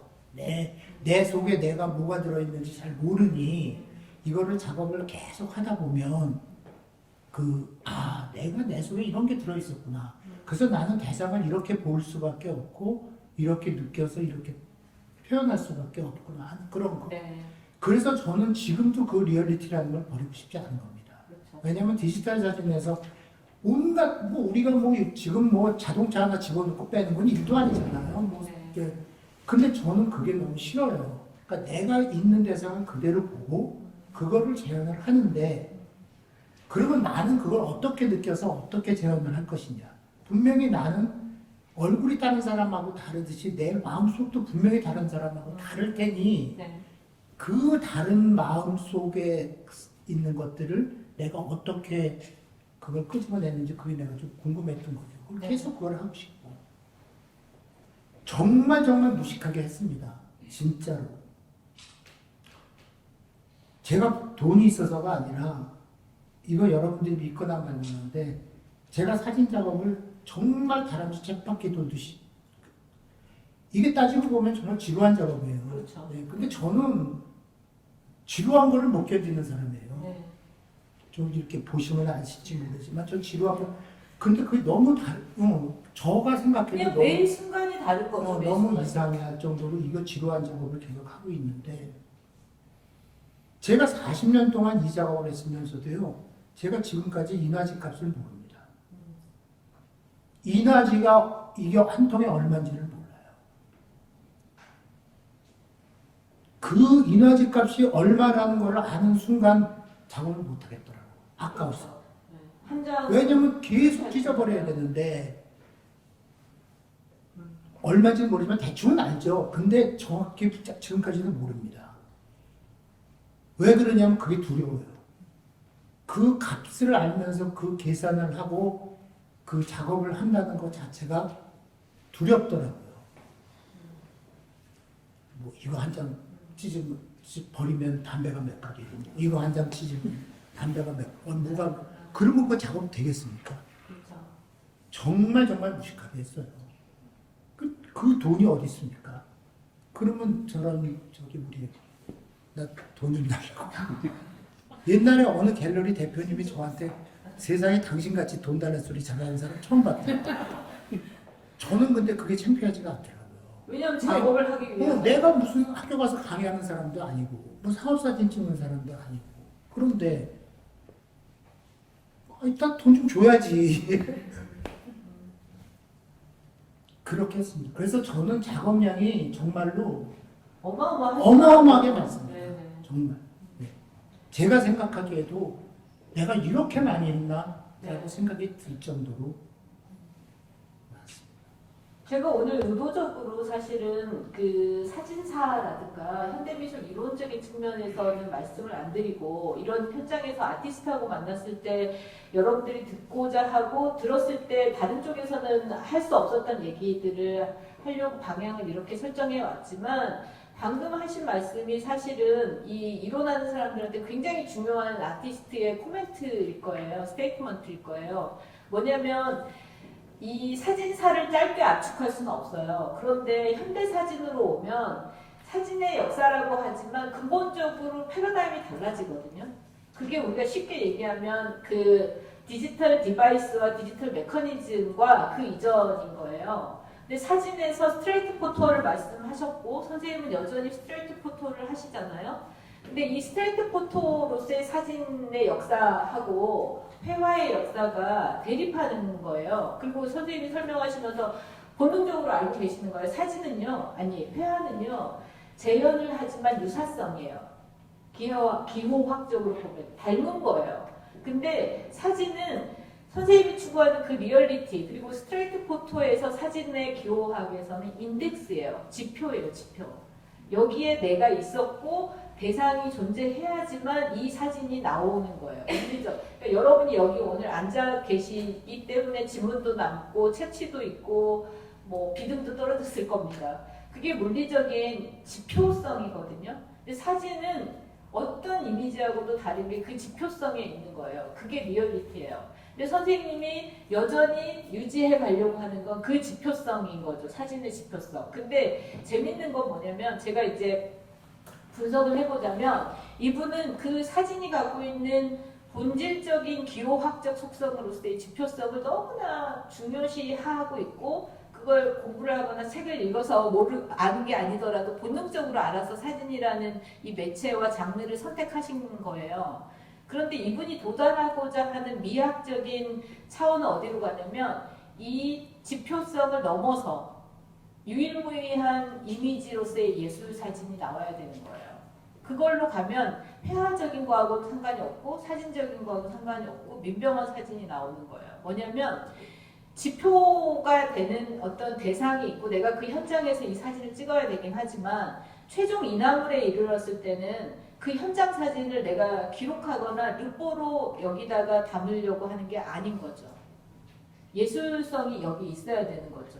그래서 사실 저는 이런 점에서 선생님의 오늘 그 대담에서도 저는 끝에 저 사진 작업들을 좀 주목해 보시라고 얘기하고 싶었던 건데 지금 보시면 그 저쪽 벽에 3개의 작은 프레임으로 그 거의 동일해 보이는 어떤 피사체를 찍은 사진 있잖아요.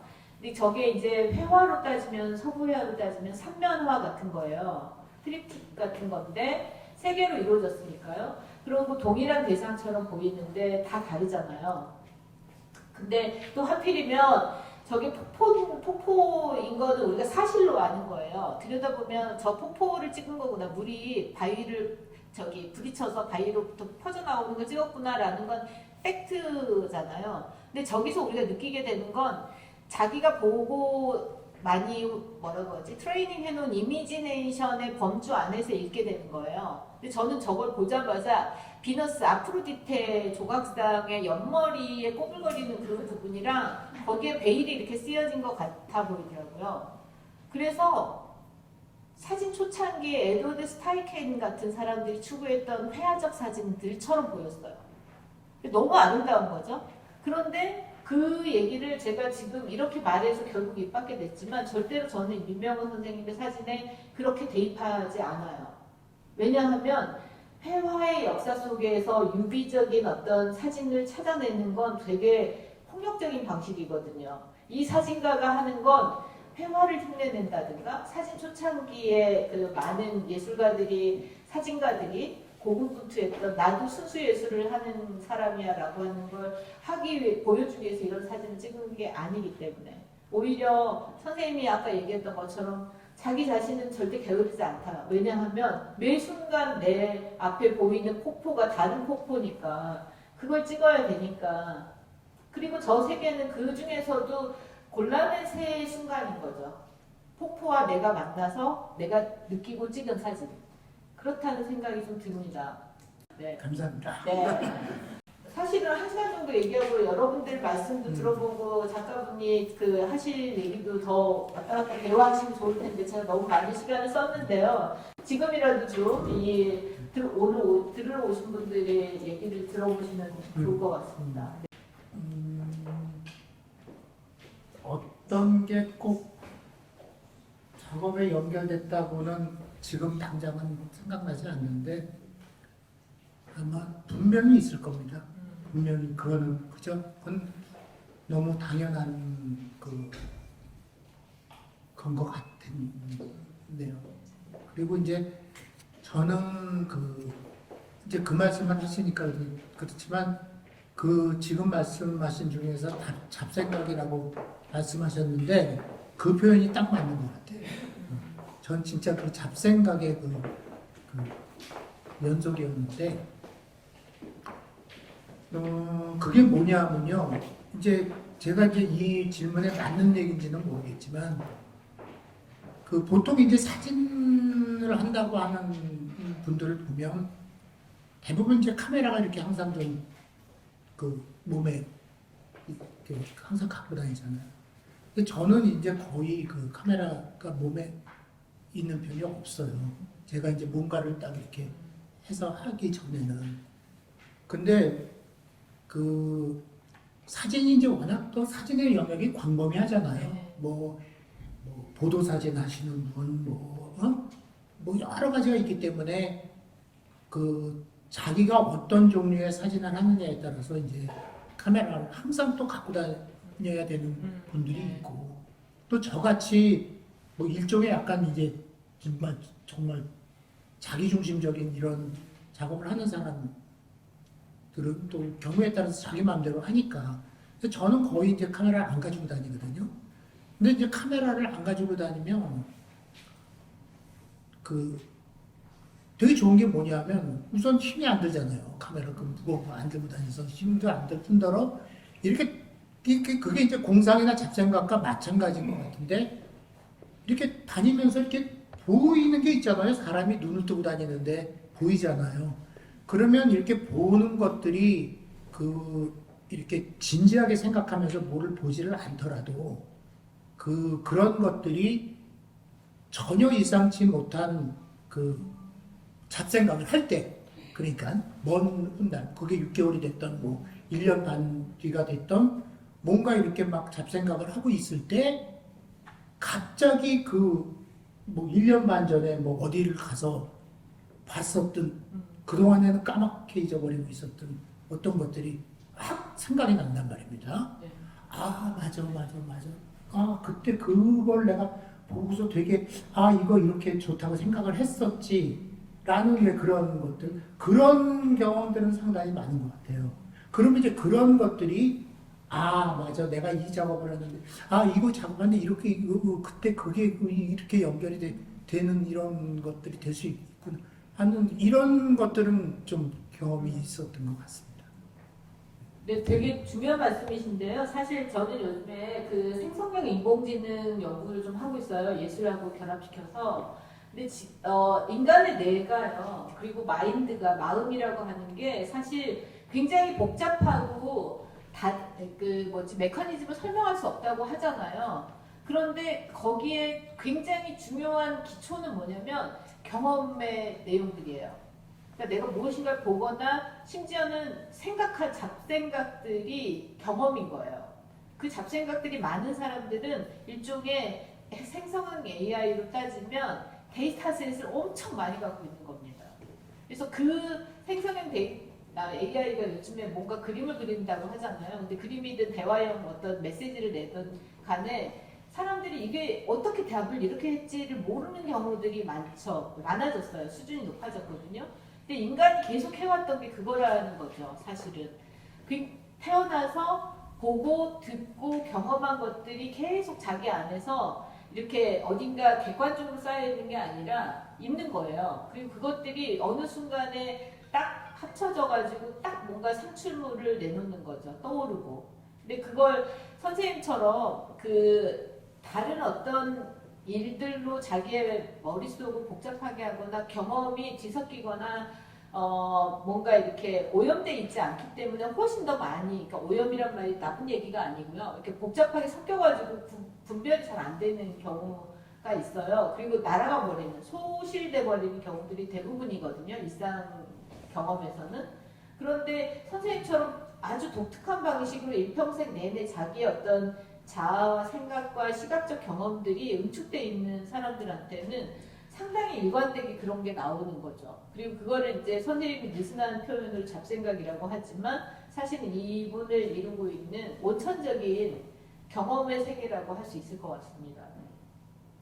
음악이 제가 참 이거 지금 욕먹을 얘기인데 제가 사진 작업을 40년 이상 하고 있지만 그 음악이 주는 그런 거에 발끝도 못 따라가는 것 같아요. 그 어떤 이 사람의 마음을 이렇게 그렇다고 해서 제가 뭐 대단히 뭐 고상한 음악을 듣는 사람은 아니에요. 근데 사실 음악 얘기가 나오면 저는 사실 제일 기분이 좋고 제일 즐겁고 사진 얘기하는 것보다 정말 10배, 100배는 지금도 좋아요. 그리고 저한테는 음악이 없다는 것은 상상을 할 수가 없는 그런 부분입니다. 근데 좀 전에 말씀드렸듯이 제가 듣는 음악이 대단히 무슨 클래식을 듣는다거나 그런 고생한 음악이 아니에요.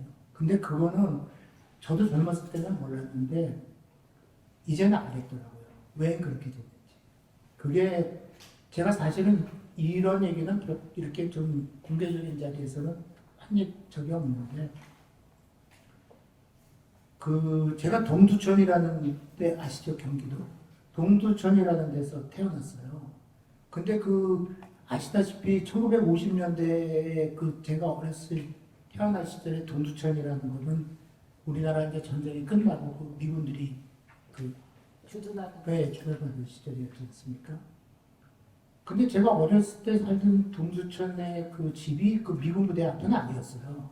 근데 이제 우리 이모님이 미군 부대 앞에 살고 계셨는데 제가 뭐 5살, 뭐 6살 이럴 때 제가 이제 국민학교 때부터 서울에서 다녔는데 이모네 집을 놀러 가면 그때는 이제 미군 소위 이제 기지촌이라고 하죠. 그때 나오는 음악 소리 있잖아요. 그게 무슨 노래인지 무슨 음악인지 어떻게 알았겠습니까? 근데 지금도 생각해 보면 그게 너무 좋았었나 봐요. 근데 우리 형제들이 그때는 이제 우리 형제들이 여러 있잖아요. 근데 지금 이제 이렇게 늙어서도 형제들끼리 우리가 옛날 얘기를 하면 어렸을 때 미군 부대 앞에 가는 게 너무 무서웠대요, 다. 우리 형제들이 이구동성으로 다 그 얘기를 해. 우리 누님도 저가 나이 한참 있는데 우리 누나도 생각만 해도 무서웠다는 거예요. 미군 부대 앞에 간다는 것 자체가 저는 안 그랬거든요. 요만할 때, 예. 음악 때문에. 아니야, 그게 뭐 때문인지도 몰랐죠. 근데 저는 그러니까 제가 좀 특이한 거예요. 나 특이한 사람이라고 생각하고 살아본 적은 없는데 그게 저는 너무 좋았어요. 뭐가 좋았는지는 모르겠는데 그게 분위기가 좋았는지 뭐가 좋았는지 모르겠는데 하여튼 그래서 그런 들었었던 음악이 평생을 가는 것 같아요. 평생. 그러니까 이제 그러면서 저희가 이제 중학교 고등학교 다닐 때 왜 소위 무슨 통기타 막 이런 또 시절이 70년대 막 이런 시절이 있지 않았습니까? 그러면 그 통기타 그 시절이라는 거는 뭐 예를 들면 미국으로 치면 약간 좀 저항적이고 왜 밥 딜란 말씀도 하셨지만 이제 좀 그때 이제 또 뭐 월남전 뭐 이러면서 또 이제 반전에 반전 뭐 이런 거 하면서 왜 이런 거 있잖아요. 그러니까 이제 그게 이제 자연적으로 이제 그게 그렇게 흘러갔었던 것 같아요. 그럼 뭐 저는 영어도 한마디 못하는 사람이지만 그게 꼭 그 언어를 알아들어서가 아니라 이제 그 이런 그냥 본능적으로 아마 이제 그런 것들. 그래서 지금도 그러니까 옛날에 이제 뭐 우리가 젊었을 때는 지금은 뭐 음악도 다 이제 뭐 핸드폰으로 듣고 그렇지만 옛날에는 우리나라에서 레코드판 구하기 힘들었잖아요. 뭐 우리 중고등학교 다닐 때는 정말 뭐 레코드판 산다는 하려면 뭐 그렇잖아요. 근데 막 그 좋아하는 음악을 그냥 무슨 수를 써서라도 구했던 거예요.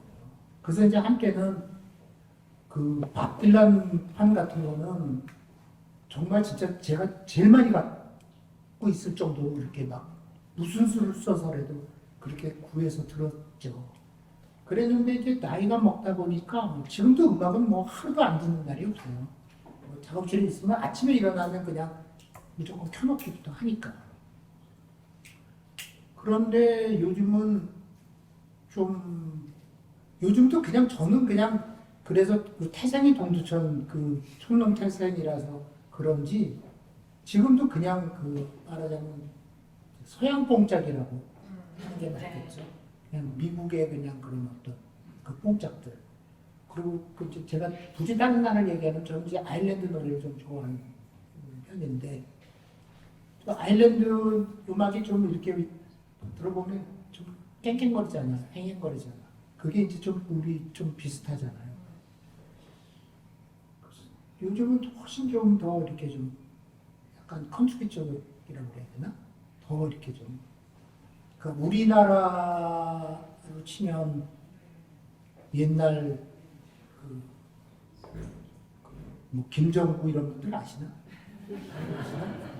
뭐 옛날 하여튼 그런 옛날 진짜 공짜 그러니까 옛날 진짜 서양식 공짜이라고 이제 그런 거를 요즘은 굉장히 많이 듣고 저는 그 제가 사실은 어렸을 때 꿈이 가수가 되는 게 꿈이었어요.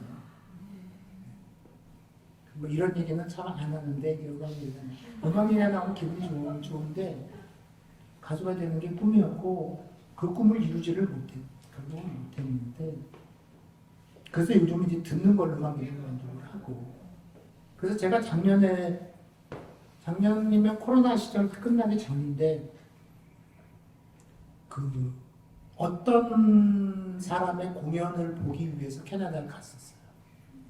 그 정도로 이제 제가 그런 경우가 여러 번 있습니다. 제가 좋아하는 어떤 사람 우리나라에는 잘 안 오니까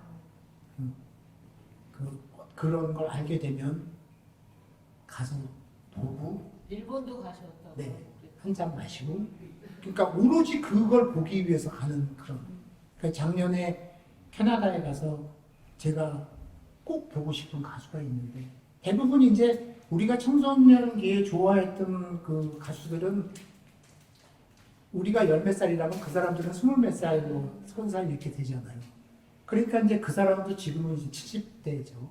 70대인데 저도 이제 나이가 이렇게 되고 그 사람도 70 몇 살이니 내가 이번에 안 보면 그 사람도 죽을 거고 나도 더는 기회가 없겠다 싶어서 가서 네, 너무너무 기분이 좋고 아주 그래서 지금도 음악에 대한 거는 아직도 마음속에는 한구석에는 그 미련이 있습니다.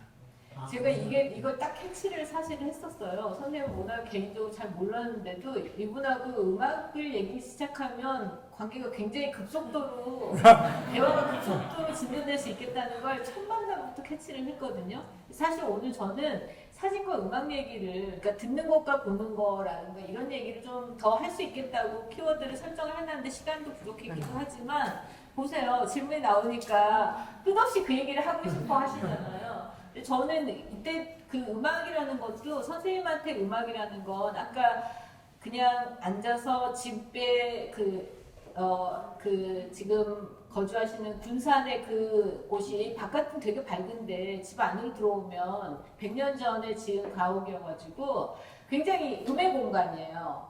그 일본의 문예가인 다니자키 주니치로가 쓴 그늘에 대하여라는 책이 있거든요. 꼭 여러분 아니 책 얘기가 나왔네요.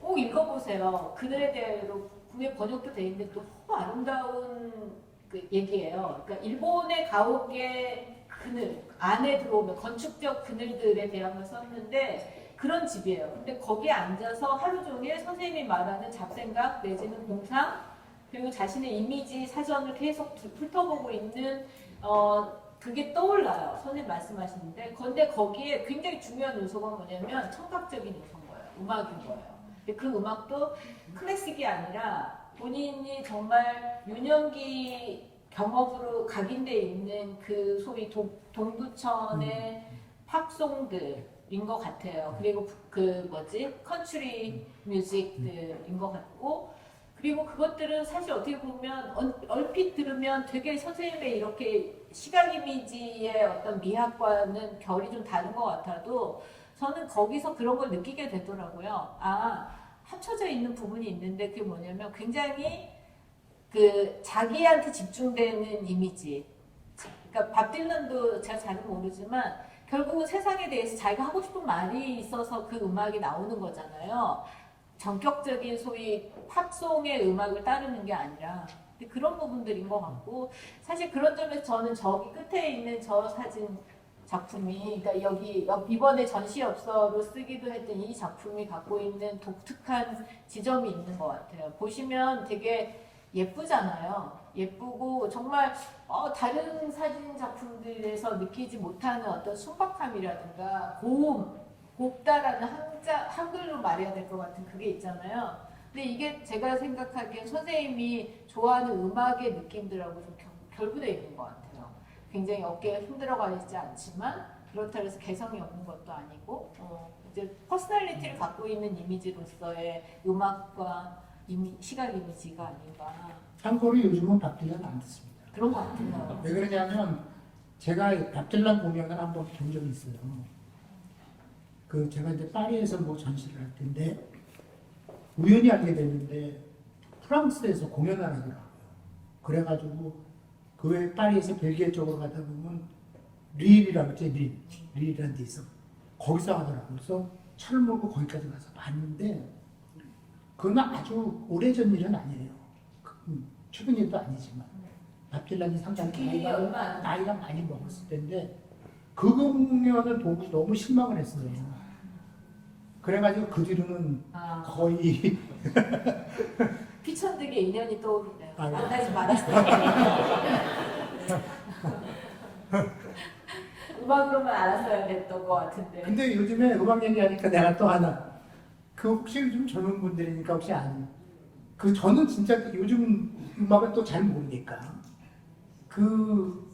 내가 걔네들 밴드 듣고서 내가 이제 한번 좀 쫑을 줬는데 그 시가렛 애프터 섹스라는 그런 밴드 혹시 아시는 분? 시가렛 애프터 섹스요? 오, 세네요. 시가렛 애프터 섹스라는 밴드가 있더라고요. 근데 의외로 그 친구들이 잘 나가더라고.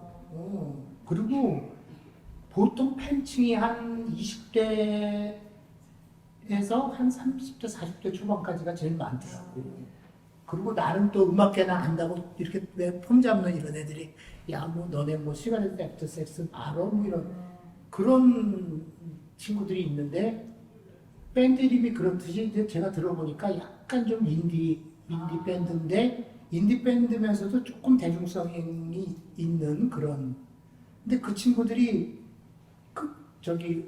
얼마 전에 연락이 와가지고 자기네 그 새로 발매하는 앨범에 제 누드 사진 하나 쓰고 싶다고 연락이 와서 계약을 했어요. 그래서 아마 9월달에 나온다고 그러는 거. 근데 그거는 이제 음악 얘기가 나왔으니까. 근데 음악하는 친구들이 또 그러니까 또 기분이 좋더라고요.